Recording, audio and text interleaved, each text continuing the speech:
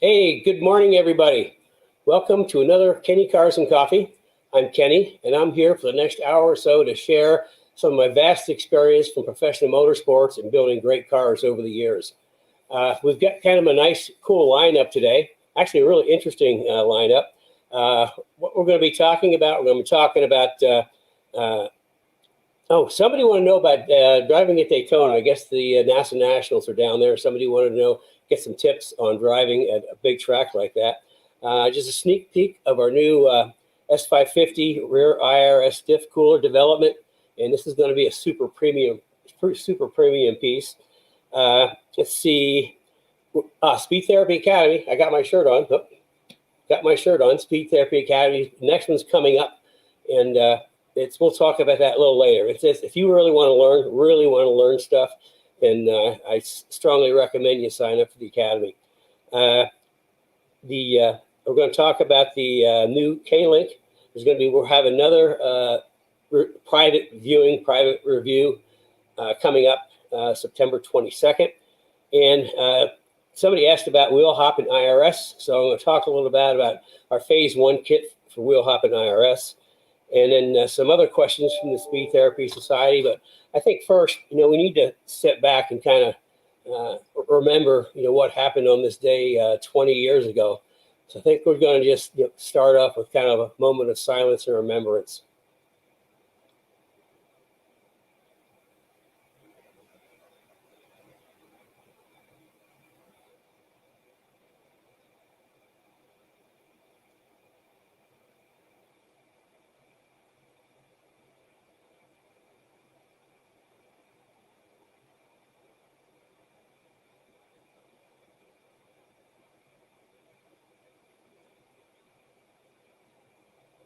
Okay, I'm sure that everybody remembers where they were that day. I remember specifically where I was. It was in the shop, and somebody came out and said that a plane flew into the World Trade Center, and I thought, oh, little Piper Cub or something got off track and flew in. But then when the second one hit, everybody knew it was kind of a really bad thing. So yeah, I just think that was a really bad day.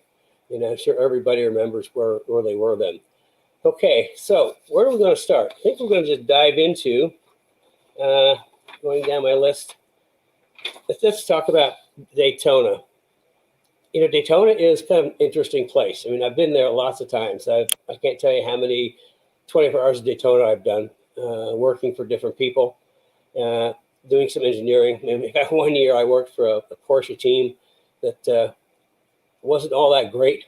I mean, this is like back when they used to start like a whole bunch of cars. We started something like 80th, and went through and through perseverance and a lot of repairs, we brought the car up from 80th something to like 27th or 28th, and we got awarded that the car that made the most improvement in position.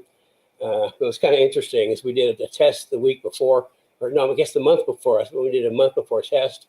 And I gave the team a list of like 5 things that they needed to take care of before the race. And they didn't think that that was so important. And sure enough, I think 4 of the 5 things bit us in the butt. And we had to do some, fixing in the middle of the night. We ended up, when the car finished, the intake manifold was held together with a Coke can, JB weld, safety wire, and duct tape, but we made it to the end. So, okay, so driving Daytona, this is really important.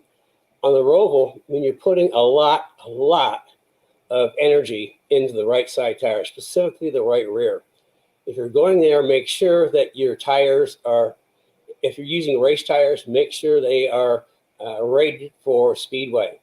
I think Joe, one of our Speed Therapy Academy alumni, was telling me he was there at one driving event, and there was guys that were just blowing out the right rear tires, and they were racing tires, except they weren't speedway rated racing tires. So that's kind of really important that you get the right tire. And the whole key to a good time everybody has a good time in the infield, but a good lap time. The real key is getting out of the bus stop in the back. I mean, that's the first corner you need to focus on. You want the highest exit speed possible out of the bus stop, because that's a long ways around to turn one.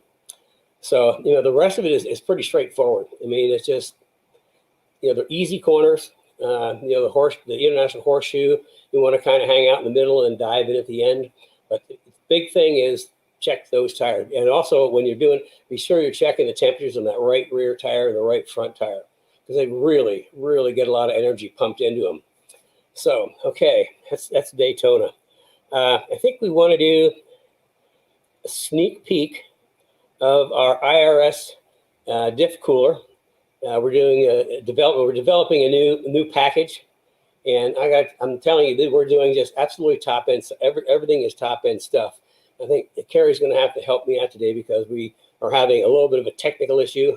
Anybody who's been with me for a while know we're experts at having technical issues, not so expert at curing them. So, Carrie, if you could pull up the picture of the prototype package, and we can take a look at it.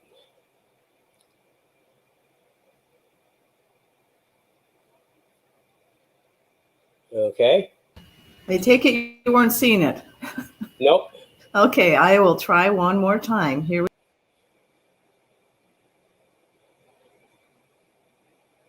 we saw the trade center.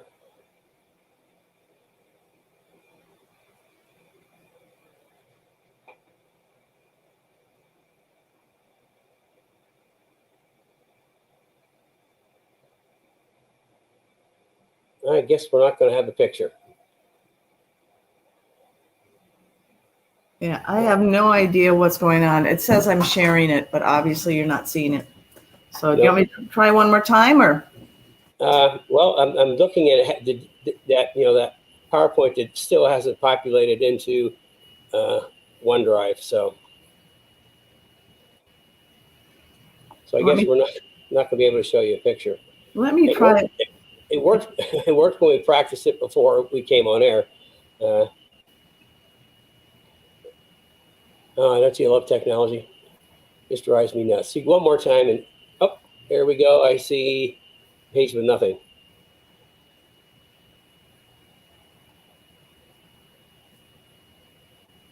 There we go. Okay, yay. Okay, that's kind of the sneak peek of our new S550 rear diff cooler. Now, you've heard me talk before. I mean, if you have an IRS car and you're going to go on track, you have to have a diff cooler. I mean, just plain and simple. The reason being is that, you're driving the car hard and you've got all these gears. You got, the pinion gears, you got if you've got a torsion, you got all the worm gears. If you've got clutch type, you got all these clutches. All these things are making heat, and a lot of it. And there's no way for a little aluminum IRS pumpkin to shed that heat. Now, in a live axle car, it's not so bad. You've got that whole big steel axle, lots of surface area, lots of mass to absorb the heat. So for track days, you really don't need to put a diff cooler on a live axle car because there's enough mass to pull it out. Now, on race cars, actually, because instead of running a little 20-minute session, you're on a 45 or an hour, we absolutely have to have a diff cooler on race cars, for live axle cars. But the thing is, with IRS, you got this little bitty pumpkin, aluminum, no place for the heat to go. So it's really, really important that you have a way to pull some of that heat out. So this is kind of a prototype. What we're doing, we're using just all top-end premium products, the lines, the fittings, and what we're going to do is it's going to come with all the hoses pre-cut and some directions on how to put it in. As far as difficulty, I'd say out of 5 wrenches, it would probably be a 4 because there is a number of holes to drill, and then also there is some wiring to do because the way we have this set up, it is thermostatically controlled. And when we did the rear diff coolers for the SN95s for the Cobras, what we used to do is we used to put a little toggle switch up the driver could reach during the race or the session. And what we found is people get so excited driving they forget to turn the diff cooler on. They burn up differentials. So to avoid that, what we've done is, and we'll show it, I've got a little video that we're going to have probably in a week or so. What we've done is we put it's electronically controlled. and there's a little thermostat thing in there. And as soon as the diff temperature, the oil hits 180 degrees, it automatically turns the system on, turns on the pump and the fan. And we always, on our rear diff coolers, use a fan. You can't rely on airflow back in that area of the car, but if you have a fan, then you guarantee airflow. And then it won't click off until you're under 180 degrees, which means if you're really running hot, you're running like 200 degrees rear diff temperature, you pull into the pits, you turn the car off, the diff pump is going to, and cooler's going to keep running until the temperature gets down to 180. Okay, what do I have next on my list?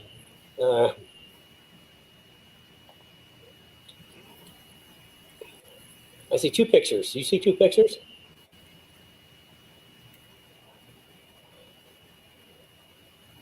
You see two pictures, Carrie? Of me and you? Yep, there we go. There I am. Sorry about that. I had to get out of my screen, so. Okay, I am back. Okay, let's see. Diff Cooler Speed Therapy Academy fall semester is coming up. And like I say, everything I talk about in Cars and Coffee and in some of the workshops, I mean, I think that if you've been listening for a long time, or if you haven't, go back and listen to the other ones. I talk about a lot of stuff, and it's kind of like based on, it's not really organized. And so it's based on, what people ask me. I try to answer questions because I want to share with you what you want to know about and what I've learned. I mean, I've got 50 years of experience in professional motorsports and building absolutely top-rated cars. So I've been there, done that, made a lot of mistakes, and if I can help you not make a mistake that saves you money, then to me that's a good day. I mean, I have a great long career, and I have no problem sharing most of what I know, and that's what happens in the academy. We take things we've talked about in Cars and Coffee, and in the workshops, and it's 16 weeks now. 2 nights a week, Tuesdays and Thursdays, starts at 7 o'clock. And we try to finish up by 8, but a lot of times we get conversations going, and it might go a little longer. It's in Zoom, by the way.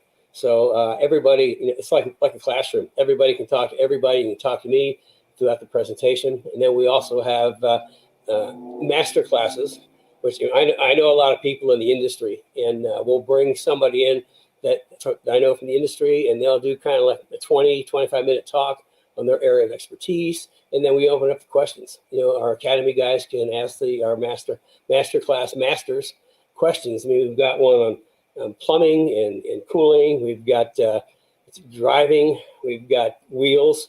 Steve Shard from Forge Line. We're going to try to get brakes this time. We've had a hard time getting anybody at Bear to break free because they're so busy. And what are some of the others that I missed, Gary?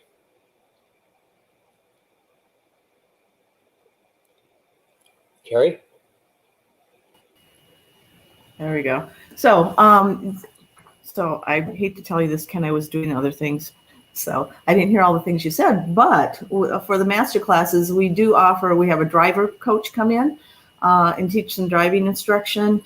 We have the hardware. We also had, every session we have different master classes. And this session we had somebody on trailers, and you think trailers, what is there to know about trailers? That was actually one of the most popular master classes we have, because he gave really good indications if you're purchasing a trailer or if you have maintenance on your trailer, how to take care of it. It was really, really interesting.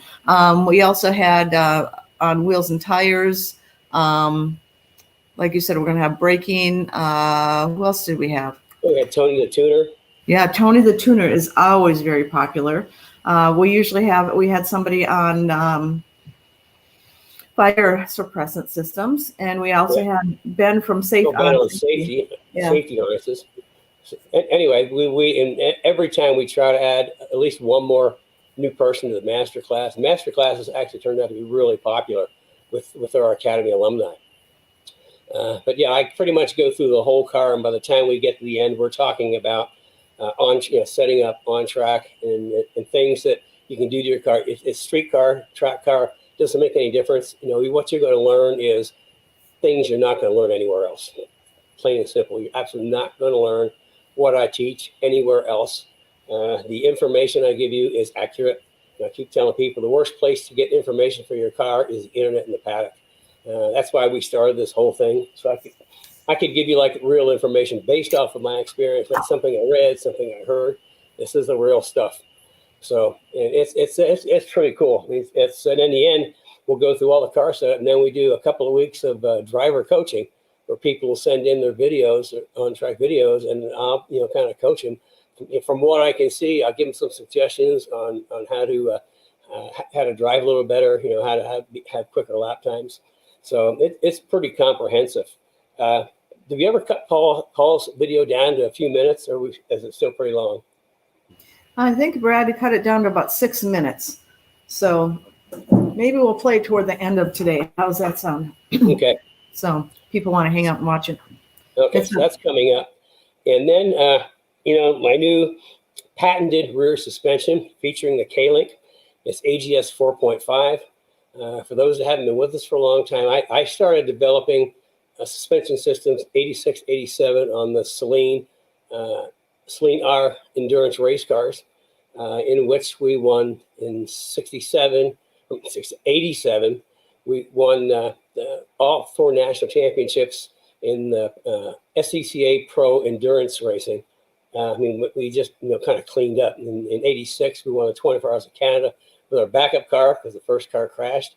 And anyway, that started my AGS Advanced Geometry Suspension Systems, because I was working with one of the engineers at Ford, and we made some adjustments, so to speak, in the 87 cars to make them turn.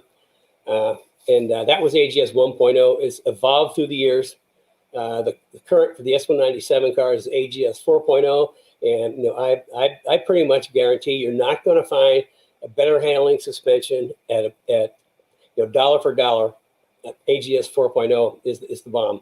And my suspensions aren't parts, they're systems. So we have 3 components to my suspension on an S197: rear grip kit, front grip kit, and springs and shocks. And the rear grip kit in 4.0 is we probably will have. I think when we do the reveal, I'll talk more about the geometry, because I've been studying geometry on Mustang since '87, and I pretty much got it figured out. And then from there, I developed this new Klink, which is absolutely nothing in the market to compare to it. It does magical things to the back of the car. We're calling it AGS 4.5 because all we do with the rear grip kit is swap out the panner bar for the panner bar with the lower roll center for the Klink, and it does magical things. For example, we have like Steve out in Oregon. When he put AGS 4.0 on his Boss S, not Boss S, but Boss Laguna Seca, he knocked about 4 seconds off his best lap time. He put the Klink on, took another 4 seconds off his best lap time. We've got David out in California. He's just starting out, but nevertheless, he has a Ford Racing Boss 302S, the race car that Ford built. And the difference between the suspension that comes on the Ford 302S, and he got the full AGS 4.5 along with the JRZ RS Pro double adjustable remote canister shocks. And his first outing, he took 8 seconds off of his best lap time at Sonoma. It's a big track with a lot of corners. And then we did that was on the Saturday evening. I did a little debrief with him. I gave him a couple of suggestions on shock adjustments. He went out the next day, knocked another 2 seconds off. So this thing is truly magical. There's absolutely nothing that will give you more rear grip than the Klink. It's just phenomenal. So we're going to have an introduction on 22nd. We thought we'd have a link up today, but it never happened. So we'll probably be emailing, texting, however Bridget and Carrie and Brad communicate with the link, hopefully by Monday. So you can sign up for that, because it is a private showing. We do these because it's such a complex piece. We've been doing these in just small lots. This is going to be lot 3. And you'll have an opportunity to put a deposit on one, because we take deposits and then we build them. It's pretty cool. You see it, you're going to die. We had another customer installed it. I can't remember who it was, but anyway, a friend of his was looking at it and he said it is absolutely beautiful. Another customer say that it looks like jewelry. Another one say it's like a piece of art. So you really want to sign up. for the introduction, the showing, the private viewing. We really haven't come up with a good name for it. So anyway, Kenny, guess who else is here? I don't think you've heard what Cliff has taken off his time, but we have Cliff and Paul Dandrea here also, who have the Klink on their cars. Yeah, they'll probably put a comment up on what they think about the Klink. Mm-hmm. It's pretty awesome. It's kind of like you almost can't break the back of the car loose. In fact, it adds so much rear grip. Okay, get ready for this. Adds so much rear grip that we have to seriously increase the rear spring rate so the cars will turn. Otherwise, they have great turn in, and then there's so much grip in the back, I just push the front of the car out. So we actually have to increase the rear spring rate in the back to match the front. And typically on a live axle car, we're running 30-40% less spring in the back, just to get the back of the car to hook up. But with the Klink, we got to run the same spring rates front and rear, which incidentally is just like our IRS cars. Our IRS cars, we run the same spring rate front and rear. And another little secret I'll share with you is I talk about the roll center all the time, and as low as you can get the roll center on a live axle to the bottom of the diff. I think with a panel bar like we do, we actually lower the roll center even more with Klink. And it's got a similar roll center to our 99 to 04 IRS Cobra package. So if you want the ultimate handling in a Mustang, you got to check this thing out. I mean, it's beyond awesome.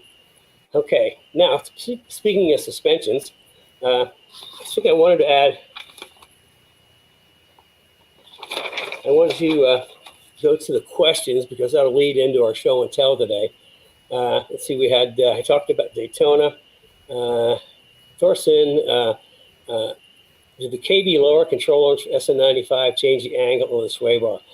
Unfortunately, we haven't manufactured those for a long time, and we haven't, since we moved to Chicago and back to Indy, we haven't brought them back in the system yet because we have so many new products coming out, we just haven't got to. Well, we've been focusing on an SN95 with IRS.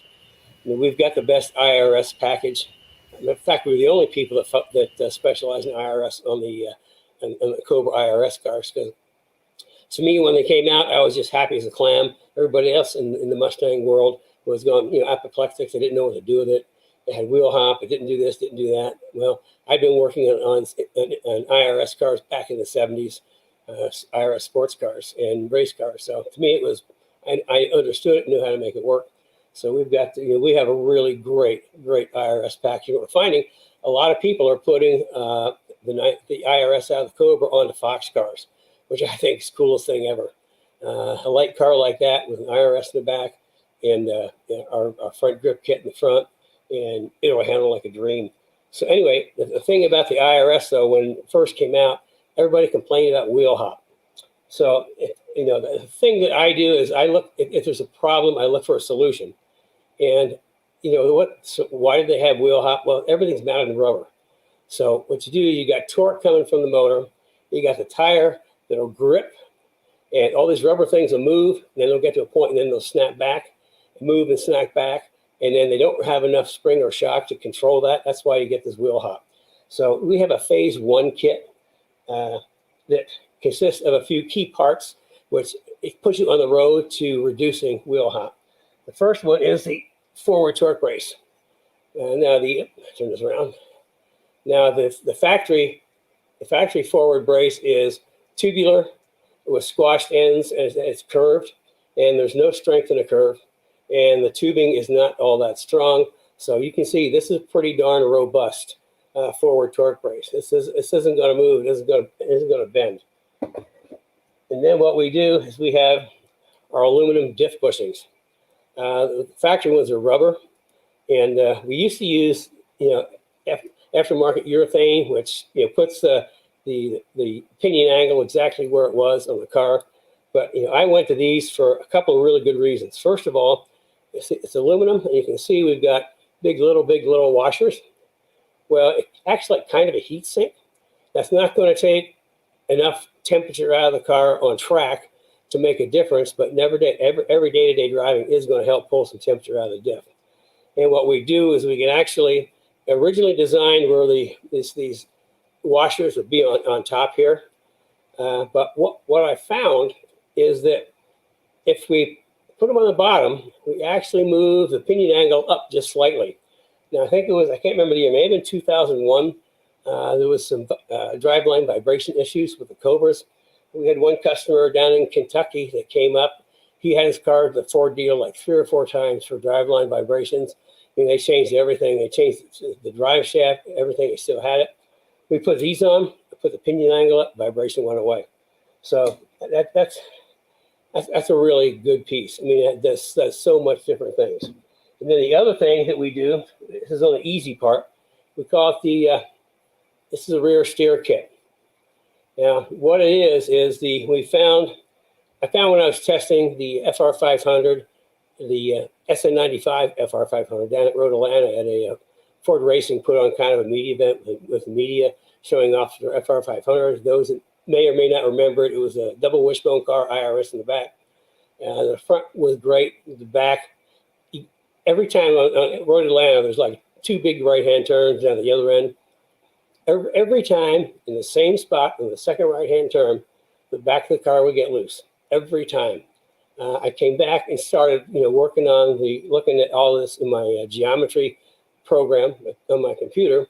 What I discovered is at a certain point of roll, both rear wheels would turn in the wrong direction. So if you're going right, you get to a certain degree of roll and the wheels turn left and the back of the car just gets loose. So this actually is the first step in improving the rear roll steer. And we move the inner point down all the way to the bottom. And of course, I signed up. Where'd that come from? Okay. And just like all of anything with a rod end and threads, now if you can see that there's a little change in coloration, that's because we put anti-seize, all our control arms, or anything that has a rod end with steel gets anti-seize.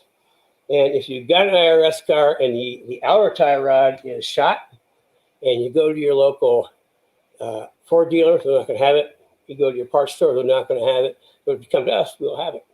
Because we had one, once we knew we weren't in production anymore, we had one of our suppliers put the outer tie rod in back into production. So that's my little talk on the IRS. We might do a workshop sometime if people are interested on the full IRS package that we do, because it's like I say, I mean, we do things nobody else does. Because it's just like in '99, I was really happy when the IRS came out. I knew how they worked. I knew how to make them work. And we just stuck with it. So moving down my list, so I got that kind of, I threw that in for the question of let's see who was it, Thorson. I want to know about our rear lower control arm. But if you have any old lower control arms, it doesn't change the angle of the sway bar. We tried to get it in the exact same position. But we just haven't brought that back because we've been too busy. We were focused on the IRS at some point in a year or so maybe. I'm going to do a bolt-in 4-link which got real geometry for Fox SN95 so we can really make them work. So but that's down the road. Okay, so going down my list, here we got Tim Thomas, one of our guys. Does the pedal feel travel change significantly with an upgrade to the 6-piston Kenny Brown Bear brakes from the OE Brembo 4-piston? The answer is no. And the reason is piston or caliper volume. The guys at Bear very carefully calculate the same caliper volume for brake fluid that the Brembo has, and they make the pistons accordingly. So even though there's more pistons, the volume doesn't change. It means there's absolutely no change in brake feel. In fact, some people say it even feels better. I can tell you for sure that if you've got stop-tech brakes in a Mustang and you go to the Bear, there's a significant improvement in feel, because we've had that happen a couple times with people. Back when they first, stop-tech kind of blew into the market. It's a good product, don't get me wrong. It's just not the product for a Mustang. We had got a couple of their kits, and I just never really really felt that the pedal felt really like I wanted to, and that's when we switched over to Bear, and it rock hard every time. So we've had a number of people that have gone from the Stop Tech to the Bears and just love the difference. Okay, let's see. We got Carl wants to know, is the 0304 Cobra hood a good functioning hood? I'm gonna say yes and no.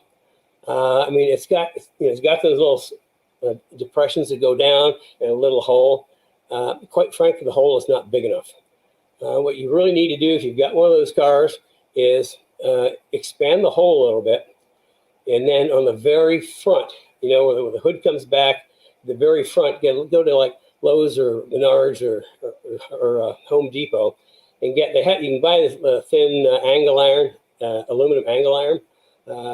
Measure how thick it is right there, and then get one that sticks up, maybe 3/8 taller, and you just either pop rivet it or pop rivet it in there, so you've got like a gurney, and that little gurney lip will help create negative pressure and help draw the air out. So yes, they're okay, but they're not big enough to really get the air out. We did on George's car. He had it was an 01, but he had that type of hood with impressions. And what I did is I got some carbon lubers from Genesis, and we basically cut that out, and we put these lubers in, and it works great. I probably should have put a picture up, but it worked pretty darn good. Okay. Oh, this is a good one. Robert wants to know, is there any benefits to learning a track via sim racing before heading there? Absolutely. If you can do that, do it. Actually, I'll tell you a story. There's a couple of years ago at Road America, and I think this is World Challenge in the GT class, a young guy that had never been to Road America before actually won the GT class going away. And the reason was that he had driven it so many times on his sim that he already knew the track. So when he got there for his first time, he just walked on everybody. So yeah, absolutely. If you can do a sim on a track before you get there, do it. I mean, it's yeah. So okay, I think I've gotten through everything. Oh, I forgot. We've got a couple of news announcements. Our good friend Wes Dunkel has published a new Mustang book, and let's see if I can.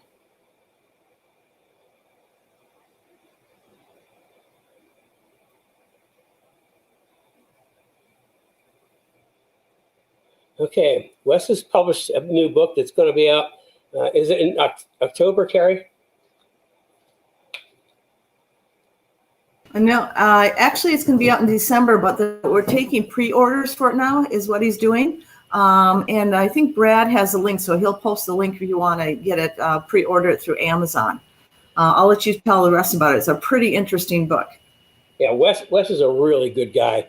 I mean, we've known him for a long time. He was really close friends with my late son, Paul, and he's a professional photographer. I mean, he gets hired to photograph races. So he's all over the country, and he's a pretty darn good writer.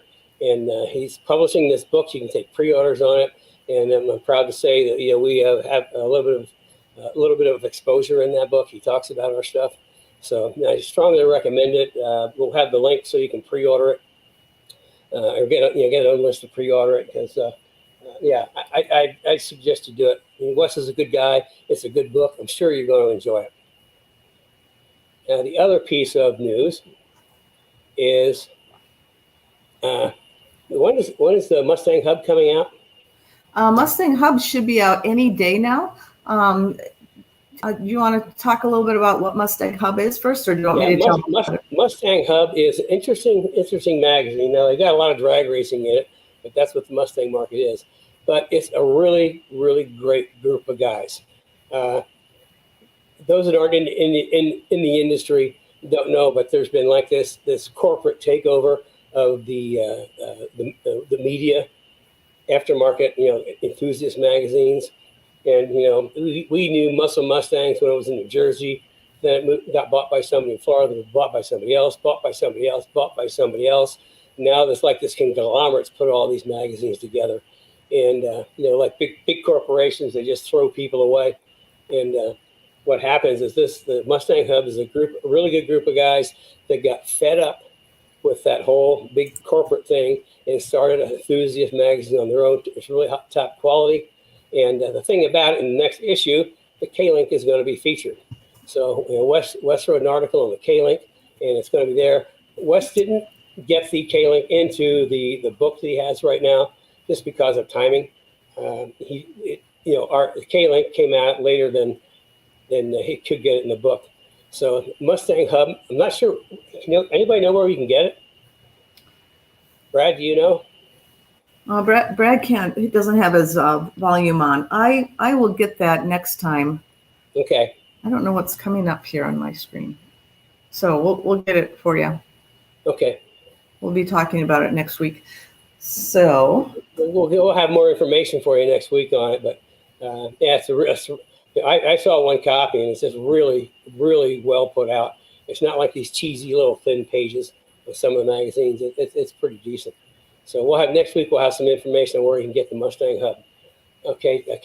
You want to do Paul Dandrea and then answer questions? Yeah, let's do Paul Dandrea. And also we have a couple more people out there that have the Klink on and that have some comments, specifically Cliff and Paul. So we'll get to that as well too.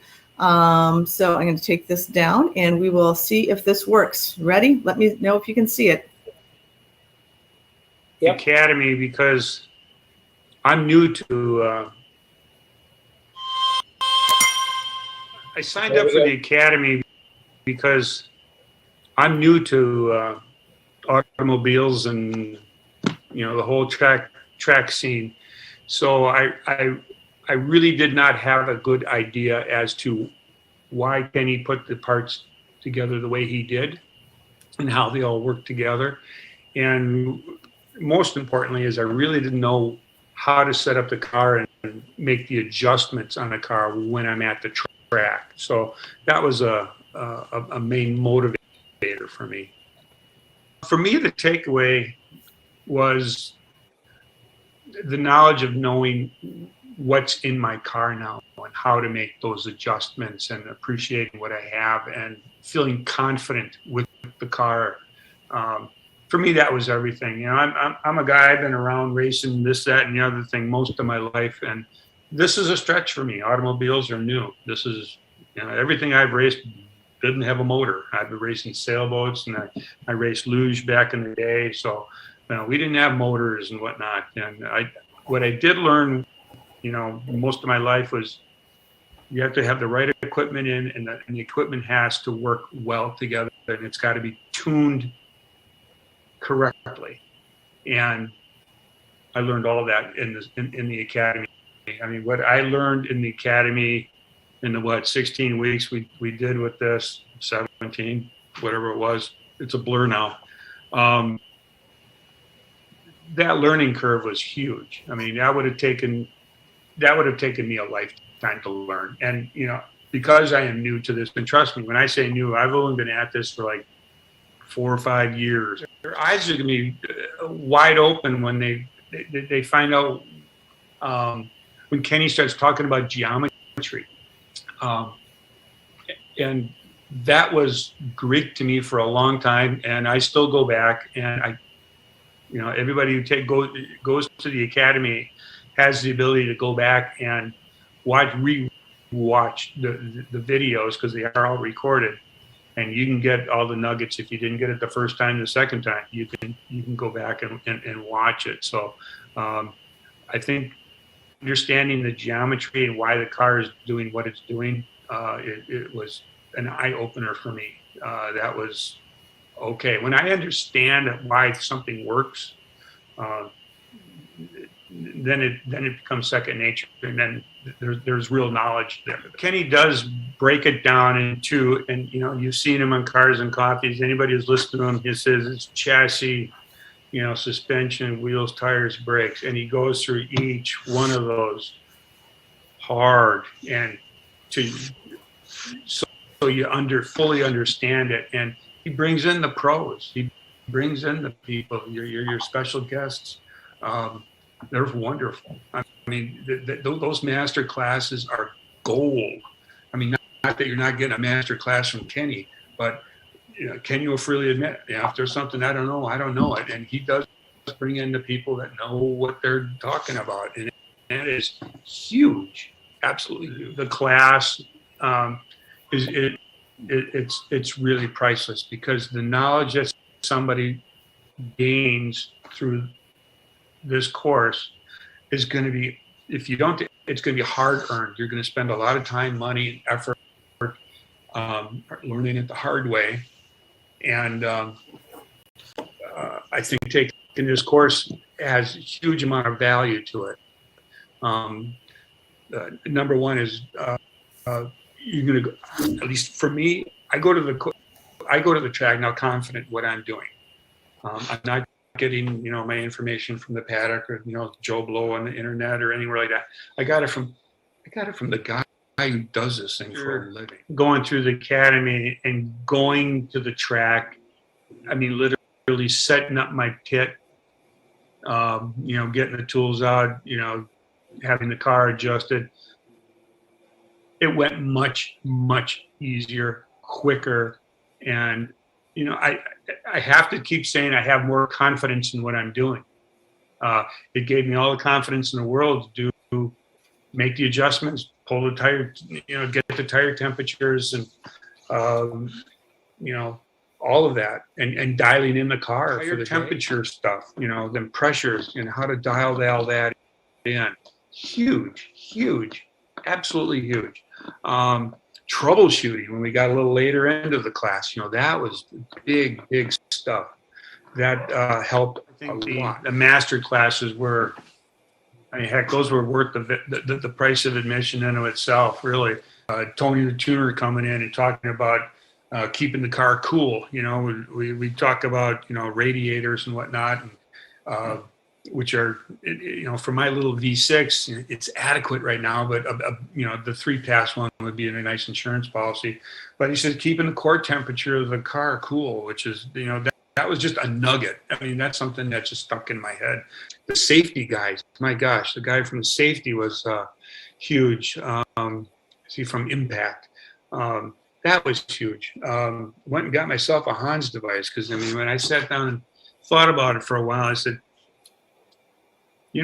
I'm pretty new to this stuff. I drive my car really hard, and it takes I think a 20-mile-an-hour head-on hit to really do some damage to your spinal cord. So I went and got a Hans device, and I'm a nurse and I work in healthcare, and I've seen bad things happen, and I just don't.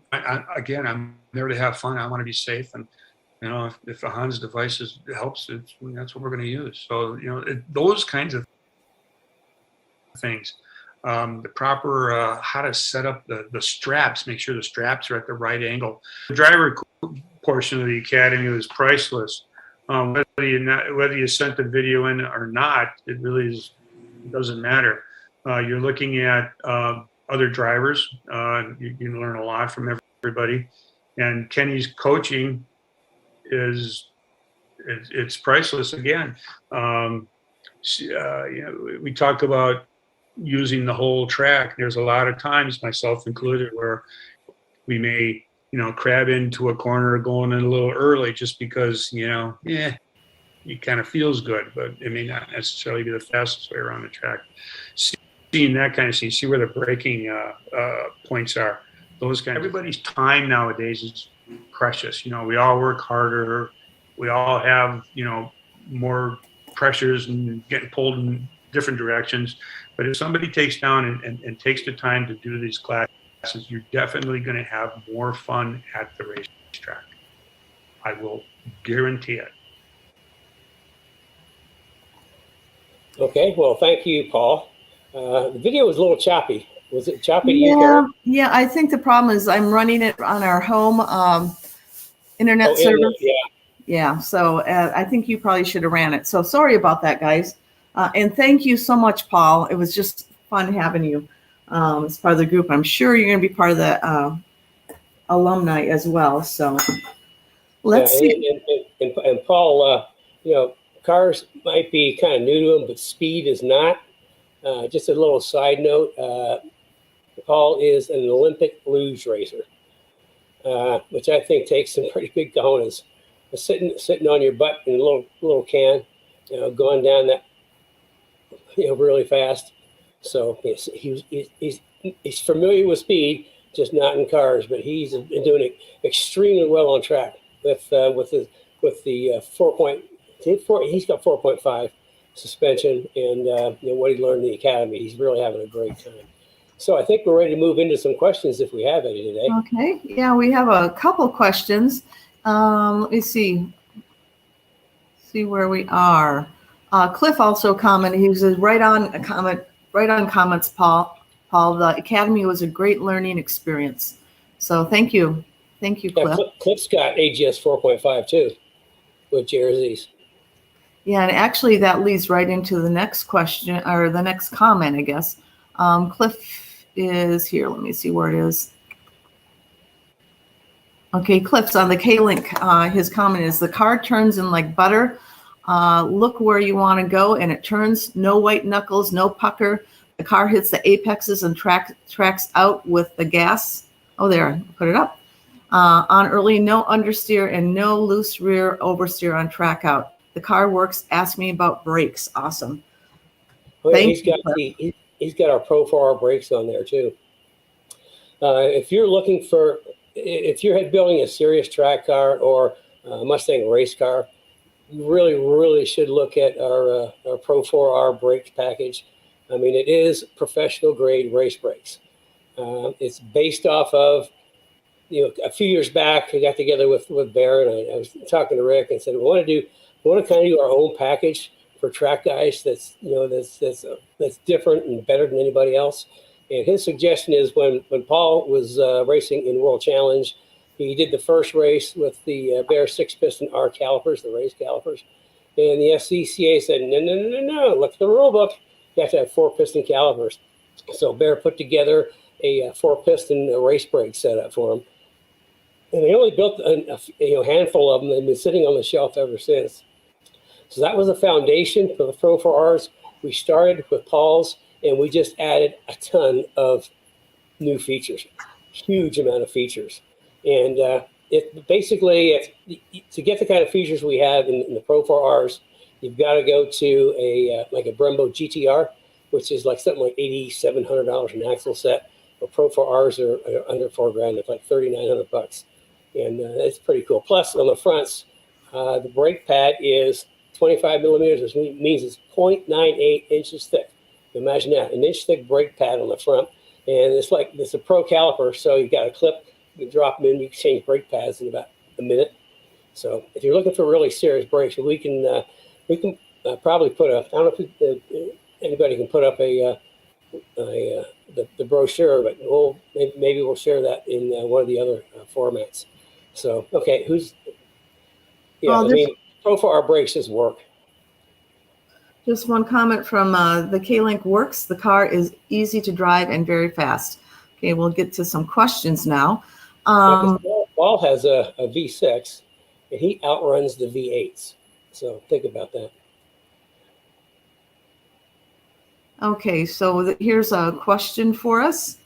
Let's see. Here's from Annabis. I'm having noises from my front sway bar, and greasing does not seem to be helping. I am going to replace the poly bushings with new ones. What is the proper way to grease the bushings inside only? Well, first thing you have to use the magical, awesome, ugly, terrible to deal with sway bar grease. It's really sticky, and if you get it on your hands, you can't get it off. But you have to use the right ones, and it's you should just be able to smear the inside of the bushing. And the thing is, though, if you're in with a lot of dust, you need to pull it apart periodically and check and clean it up, because if you're like in a dusty environment, dust will kind of pack itself in there and it'll dry out the grease. So it's just the right gooey grease stuff, and make sure everything's clean.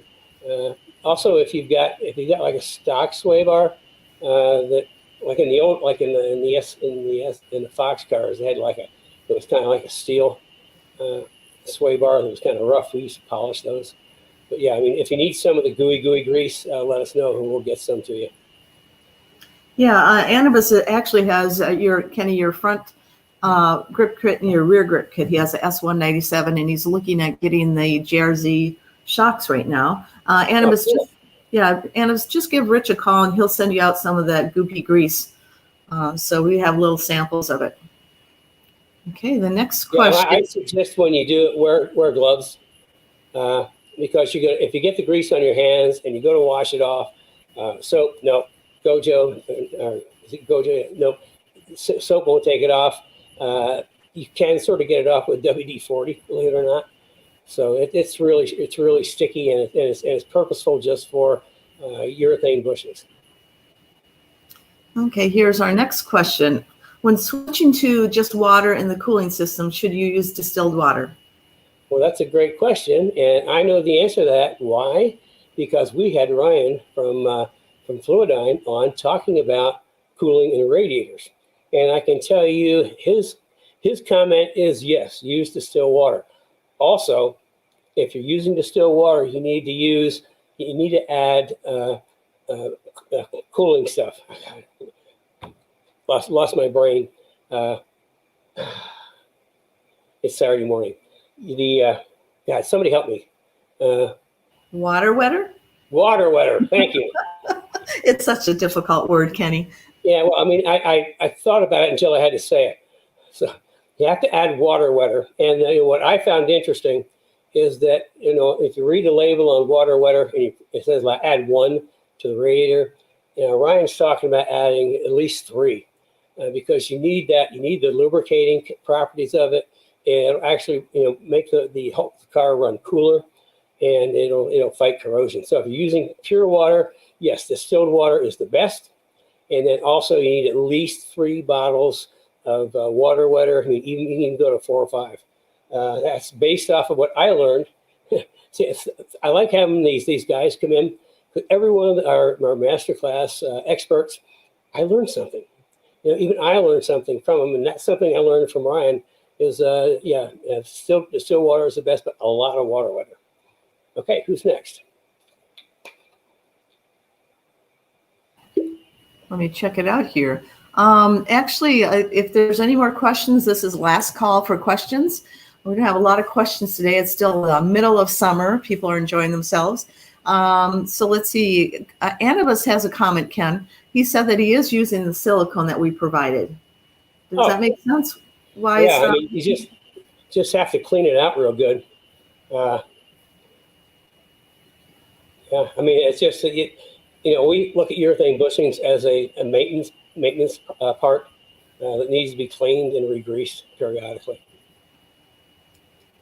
Okay, and Kobe Ward has a question. Can you recommend a rear diff catch can for an S197?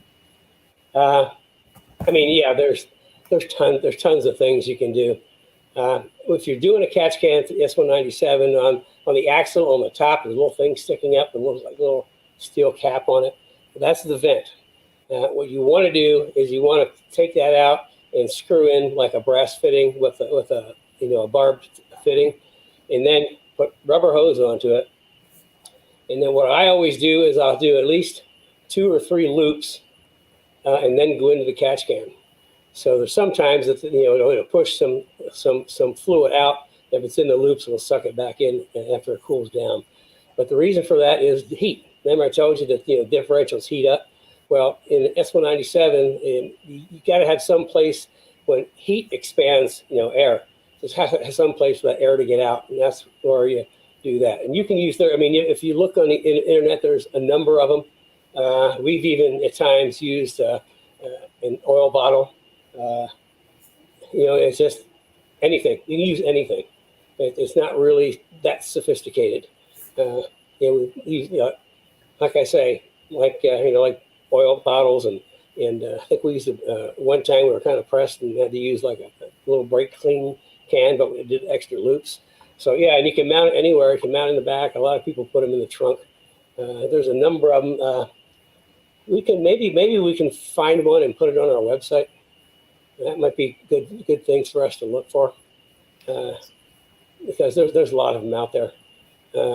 Yeah, I mean, any one's as good as the other. I mean, the best ones will have a little tube will go in and it'll be like a little air breather on top. so that the oil that comes out will go into the catch can, and you can some of the air pressure from the diff gets escaped. So. Okay, we have a question from Joe Johnson, but before I post that, this is a last call for any questions for Kenny. So Joe Johnson has a question. He's actually one of Speed Therapy Academy alumni, and Joe, we love you to death. Here we go. Is it important to separate the brake fluid and the clutch fluid with two separate containers? I would say yes. What he's talking about is Ford started doing the S197 hydraulic clutch, and they use the same master cylinder for the hydraulic clutch as the brakes. And we've sometimes you get into issues where the brakes get hot, and and it makes the brake fluid for the clutch hot. Plus you got all the exhaust and stuff down in there, and it kind of gives you a mushy clutch pedal. So yeah, we've been on our track cars and serious track cars, we've been separating out the master cylinders. We got a separate little master cylinder for the clutch, and I think it's if you can do it, if it's a track car, it's a recommended upgrade. Is it totally necessary?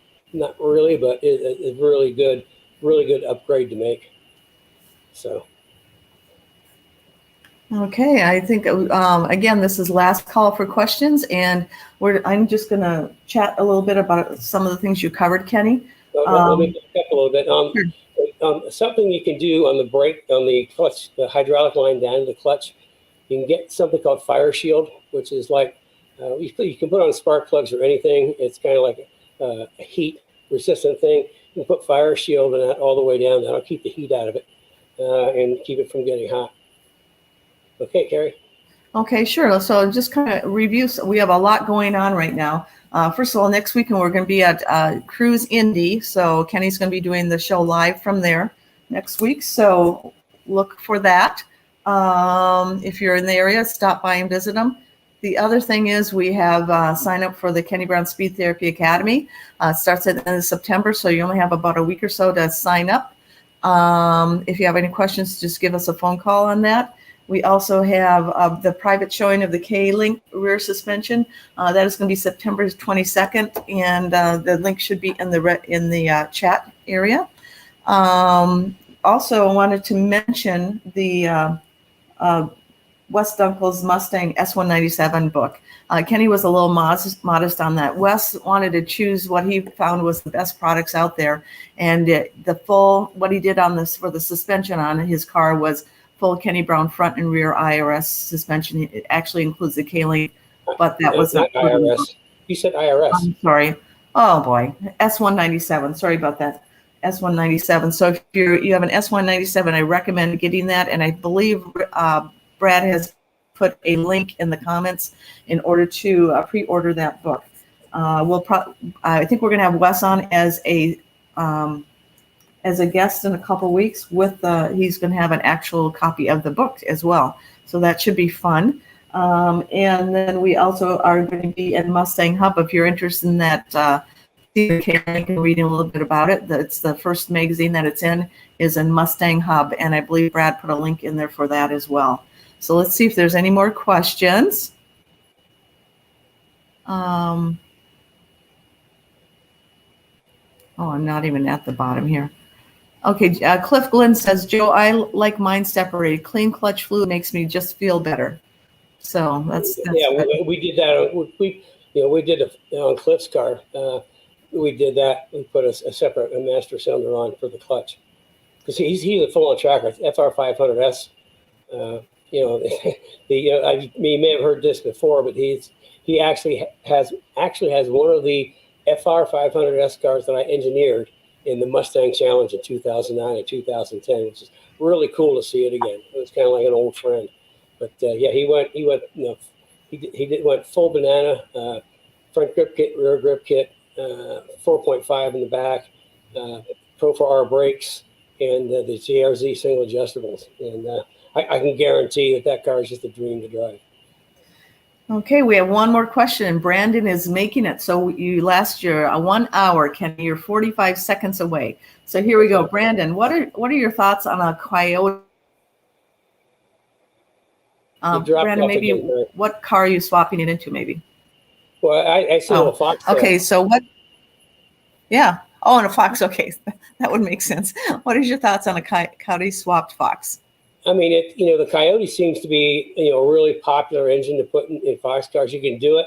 We haven't done one yet, so I don't have any firsthand experience to tell you with. I think there's a whole bunch of different things you have to change.